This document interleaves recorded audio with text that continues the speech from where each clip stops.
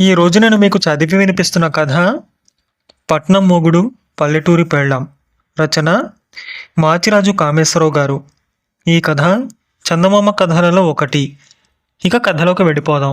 చిన్నతనంలోనే తల్లిదండ్రులను పోగొట్టుకున్న కమలాకరుడిని అతని అవ్వ పెంచి పెద్ద చేసింది. అతడికి చదువు సంధ్యలు బాగా అబ్బినాయి. ఉద్యోగరీత్యా 4 ఏళ్లుగా పట్నంలో ఉంటున్నాడు. అవ్వకు పుట్టి పెరిగిన పల్లె వదలడం ఇష్టం లేక అక్కడే ఒంటరిగా ఉంటున్నది. అదే పల్లెలో దూరపు బంధువును పెండాడిన కమలాకరుడి అక్క అవ్వ మంచి చెడ్డలు చూస్తుండేది. ఒక రోజున అవ్వకు ప్రాణాల మీదకి వచ్చినట్టుగా కబురందింది కమలాకరుడికి. ఆఖరి చూపు కూడా దక్కుతుందో లేదో అని దిగులు పడుతూ పల్లె చేరాడతను. అవ్వ ఊపిరి తీసుకోవడానికి కూడా ఎంతో కష్టపడుతున్నది. కమలాకరుడు వచ్చాడని తెలిసాక ఆమె కళ్ళు తెరిచి, నీ పెళ్లి కళ్ళ చూడనిదే ఈ ఘట్టం వెళ్ళదురా కమలాకర, 2 ఏళ్లుగా పోరుతున్నాను, నా కోరిక తీర్చావు కాదు అంటూ కళ్ళనీళ్లు పెట్టుకున్నది. కమలాకరుడికి పల్లెటూరి పిల్లను చేసుకోవడం ఏమాత్రం ఇష్టం లేదు. అందంగా, నాజూగ్గా, చురుగ్గా ఉండే పట్నం అమ్మాయిని చేసుకోవాలని అతడు కలలు కంటున్నాడు. నీ ఆరోగ్యం ముందు బాగుపడని అవ్వ, ఈ శ్రావణంలో అలాగే చేసుకుంటాను అన్నాడు కమలాకరుడు అవ్వ కాడు ఒత్తుతూ. ఒరే, చెప్పానుగా, నాకు పిలుపు వచ్చేసింది. నీ పెళ్లి చూసి నన్ను తృప్తిగా కళ్ళు ముయ్యని. మంచి ముహూర్తం, రేపే కామాక్షితో నీ పెళ్ళి అన్నది అవ్వ. కామాక్షి పక్కింటి వాళ్ళ పిల్ల. ఎంతో కాలంగా అవ్వకు చేదోడు వాదోడుగా ఉంటున్నది. కమలాకరుడు అయిష్టంగా తల ఊపి ఏదో చెప్పబోయేంతలో అతడి అక్క చెయ్యి పట్టుకుని పక్కకు తీసుకుపోయి, కామాక్షి అన్ని విధాలా నీకు తగిన పిల్ల. అవ్వ 4-5 రోజుల కంటే ఎక్కువ బతకదని వైద్యుడు చెప్పాడు. అవ్వ మనకు చేసిన మేలుకు ఆవిడ ఆఖరి కోరిక తీర్చడం మన ధర్మం అన్నది. ఈ విధమైన ఒత్తిడి కారణంగా కమలాకరుడికి బొత్తిగా ఇష్టం లేకపోయినా పల్లెటూరి కామాక్షితో అతడి పెళ్లి జరిగిపోయింది. ఈ పెళ్లి కళ్ళ చూసిన మరుక్షణం అవ్వ మంచం దిగింది. అనారోగ్యం మంత్రం వేసినట్లుగా మాయమైంది. వారం తర్వాత కమలాకరుడు కామాక్షితో పట్నం బయలుదేరాడు. అవ్వ అతడితో, ఈ మాసంలోనే మీరిద్దరూ రామాపురంలోని రామాలయాన్ని తప్పక దర్శించండి, నాకు మొక్కు ఉన్నది అని 1-2 సార్లు చెప్పింది. బాడుగు బండిలో పట్నం వెడుతున్నప్పుడు కమలాకరుడు భార్యతో, నువ్వు పల్లెటూరి మొద్దులా పట్నంలోని అంగళ్ళను, వీధులను, మేడలను చూస్తూ కళ్ళింత చెయ్యకు, కాస్త గొంతు తగ్గించి మాట్లాడడం, పళ్ళు కనిపించకుండా నాజుగ్గా నవ్వడం అలవాటు చేసుకో అన్నాడు. పట్నంలో కొత్త కాపురం కామాక్షికి బాగానే ఉన్నది. అయితే అనుక్షణం భర్త పల్లెటూరి దానివంటూ అవహేళన చేయడం ఆమెకు బాధగా ఉండేది. కనుగుడ్లు పైకి పొడుచుకు వచ్చేలా అంత బిగించి జడ వేసుకోవడం ఎందుకు? అమ్మోరిలా మొహాన అంత పెద్ద బొట్టేమిటి?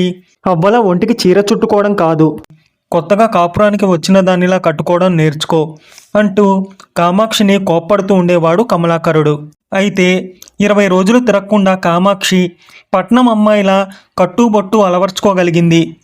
అయినా కమలాకరుడు ఆమెను మెచ్చుకునేదానికి బదులు, నువ్వెంతలా మారినా చూడగానే నువ్వు పల్లెటూరి మొద్దువని ఎవరైనా గ్రహించేస్తారు, అడ్డమైన వాళ్ళందరితో మాట్లాడకు, ముక్కు మొహం తెలియని వాళ్లను ఇంట్లోకి రానివ్వకు, ఇట్టే మోసం చేయగలరు అంటూ ఉద్యోగానికి వెడుతూ రోజూ భార్యకు హెచ్చరికలు చెబుతుండేవాడు. వాడు పట్నం వచ్చి నెల కావస్తుండడంతో అవ్వ రాములవారి మొక్కును భర్తకు గుర్తు చేసింది కామాక్షి. అవ్వ అనారోగ్యం, పెళ్లిపేర్లతో ఈ మధ్యనే 10 రోజులు సెలవు వాడుకున్నాను. నా పై అధికారి పేరుకు తగినట్లుగా ఉగ్ర నరసింహం. ఇప్పట్లో 1 రోజు సెలవు కూడా ఇచ్చేది లేదని ఖచ్చితంగా చెప్పేశాడు అన్నాడు కమలాకరుడు. కామాక్షి క్షణం ఆలోచించి, మీ పై అధికారి పేరు ఉగ్ర నరసింహం అయితే వాళ్ళ ఇలవేలుపు నరసింహస్వామి అయి ఉంటాడు. మన మొక్కుబడి నరసింహస్వామిదేనని చిన్న అబద్ధం చెప్పి చూడండి అన్నది. ఆమె సలహా అద్భుతంగా పనిచేసింది. అందరి స్వాముల వంటి వాడు కాదు నరసింహస్వామి. ఆయన మొక్కులు చెల్లించడంలో ఏమాత్రం ఆలస్యం పనికిరాదు. ఒకరోజు సెలవిస్తాను, రేపే బయలుదేరండి అన్నాడు అధికారి తొందర పెడుతూ. మర్నాడు చీకటితోనే భార్యాభర్తలు బాడుగు బండిలో రామాపురం బయలుదేరారు. కమలాకరుడు ఒక బంగారు గాజుల జత కామాక్షికిచ్చి, మా అక్క గాజులివి, రామాపురం బంగారు కొట్లలో ఎక్కడా దొరకని కొత్త రకం గాజులు దొరుకుతాయట, ఈ పాత గాజులు మార్చి కొత్త రకంవి తీసుకురమ్మన్నది, పెట్టెలో అడుగున దాయి అన్నాడు. వాడు రామాపురం చేరేసరికి మధ్యాహ్నం అయింది. ఊరి మొదట్లో ధర్మసత్రం ఉన్నది. భార్యాభర్తలు బండి దిగారు. ఖాళీ గదులు లేవు అన్నాడు సత్రం ఉద్యోగి. ఇది విని కమలాకరుడు ఉసూరుమన్నాడు. కామాక్షి కల్పించుకుని ఉద్యోగితో, రామశాస్త్రి గారు మా ఇంటికి వచ్చినప్పుడల్లా మేము ఎప్పుడు రామాపురం వచ్చినా ఈ సత్రంలోనే దిగమని చెబుతుంటారు అన్నది. రామశాస్త్రి పేరు వినగానే ఉద్యోగి కలవరపడి మరిచాను, ఇప్పుడే ఒక గది ఖాళీ అయింది అంటూ వాళ్లకు అప్పటికప్పుడు ఒక గది ఇచ్చాడు. రామశాస్త్రి ఎవరు అని అడిగాడు కమలాకరుడు కామాక్షిని. ఈ ధర్మసత్రం తండ్రి జ్ఞాపకార్థం క్రితం సంవత్సరం ఆయనే కట్టించాడు అన్నది కామాక్షి. ఆయన నీకెలా తెలుసు అంటూ ఆశ్చర్యపోయాడు కమలాకరుడు. లోపలికి వచ్చే ముందు గోడకు తాపడం చేసిన రాతి ఫలకం మీద అక్షరాలు చదివానులేండి అంటూ నవ్వేసింది కామాక్షి. ఆమె తెలివికి నివ్వరపోయాడు కమలాకరుడు. వాడు గబగబా స్నానాలు చేసి గుడికి చేరుకునేసరికి అప్పుడే గుడి తలుపుకు తాళం వేస్తున్న పూజారి దర్శనం చేసుకోవడానికి ఇక సాయంత్రం రావాల్సిందే అన్నాడు. నాకు ఒక్కరోజే కదా సెలవు దొరికింది, ఇప్పుడేం చెయ్యడం అన్నాడు ఆందోళనగా కమలాకరుడు కామాక్షితో. ఏం చేస్తాం, దైవ దర్శనం మనకు ప్రాప్తం లేదు. అవ్వ ఇచ్చిన కానుకలు లోపల పళ్ళెంలో వేయడం కుదరదు గనక బయట హుండీలో వేస్తాను అన్నది కామాక్షి పూజారి వినేలా. ఆమెకు తెలుసు, హుండీలో వేసిన కానుకలు గుడికి చెందుతాయి, అదే పళ్ళెంలో వేస్తే పూజారికి దక్కుతాయి. కానుకల మాట చెవిన పడగానే పూజారి చప్పున గుడి తలుపులు తీస్తూ, పాపం దూరం నుంచి వచ్చినట్టుంది, వేగిరం దర్శనం చేసుకోండి అన్నాడు. దేవుడి దర్శనం తృప్తిగా చేసుకుని అవ్వ ఇచ్చిన చిన్న మూట పళ్ళెంలో వేసి భర్తతో బయటకు వచ్చింది కామాక్షి. నీ పుణ్యాన అవ్వ మొక్కు తీరింది. ఇంతకు అవ్వ ఇచ్చిన కానుక ఏమిటి అని అడిగాడు కమలాకరుడు. దీపం ఒత్తులు. ఏవైతేనేం అవసరంలో ఆదుకున్నాయి అన్నది కామాక్షి నవ్వుతూ. ఇద్దరు పెద్ద వీధిలోకి వచ్చారు.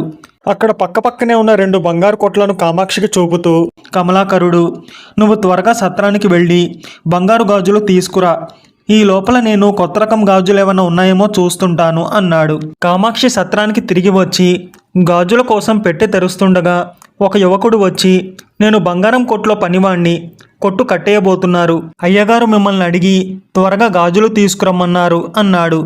కామాక్షికి అనుమానం కలిగి, గాజులతో పాటు చంద్రహారం కూడా మారుస్తారేమో, అయ్యగారిని అడిగిరా అన్నది.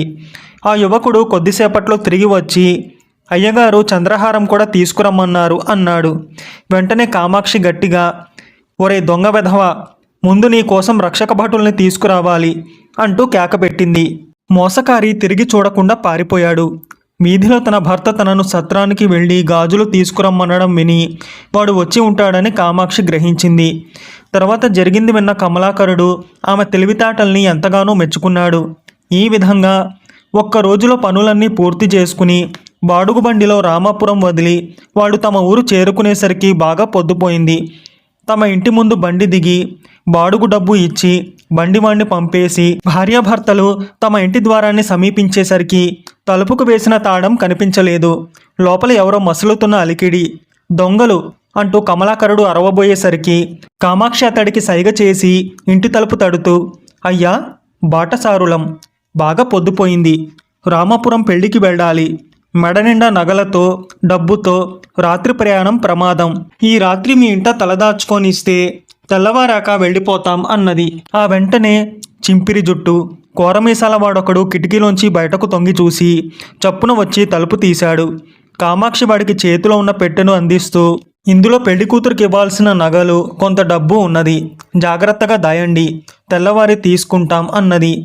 కోరమీసాల వాడు పెట్టెను అందుకుని తల ఊపుతూ పక్కన ఉన్న గదిలోకి వెళ్ళాడు. వెంటనే కామాక్షి ఆ గది తలుపు మూసి బయట గొళ్ళెం పెట్టి కమలాకరుడితో, మనం దొంగలని అరిస్తే వీడు అప్పటి వరకు మూటగట్టుకున్న వస్తువులతో దొడ్డిదారిన పారిపోయేవాడు, ఇరుగు పొరుగు వాళ్లను నిద్ర లేపితే కోపం కొద్దీ వీడిని తలా ఒక తన్ను తన్ని చంపేస్తారు, గ్రామ తలారి వాడిని పిలుచుకురండి, ఈ వెధవను పెడరక్కలు విరిచికట్టి గ్రామాధికారికి అప్పగిస్తాను అన్నది. భార్య సమయస్ఫూర్తికి నిర్ఘాంతపోయిన కమలాకరుడు ఆమె 2 చేతులు పట్టుకుని, ఇన్నాళ్ళు నేను పల్లెటూరి మొద్దువని తెలివి తక్కువ దానివని చులకన చేశాను, నీ తెలివితేటలు పట్నంలో పుట్టి పెరిగిన ఆడపిల్లలకు కూడా ఉండవు, మన ఆచారం ఒప్పుకోదు గనక క్షమించమని మాత్రం నిన్ను అడగను, ఏమీ అనుకోకు అంటూ గ్రామ తలారివాడి ఇంటికేసి పరిగెత్తాడు. మీకు కనుక ఈ కథ నచ్చితే లైక్ చేయండి, మీకు తెలిసిన వారికి షేర్ చేయండి, మీ విలువైన అభిప్రాయాన్ని తప్పకుండా కామెంట్ చేయండి. నా ఛానల్ని సబ్స్క్రైబ్ చేసుకోండి, పక్కనున్న బెల్ బటన్ని యాక్టివేట్ చేసుకోండి. నేను పెట్టే కొత్త వీడియోస్ మీకు నోటిఫికేషన్ రూపంలో వస్తాయి.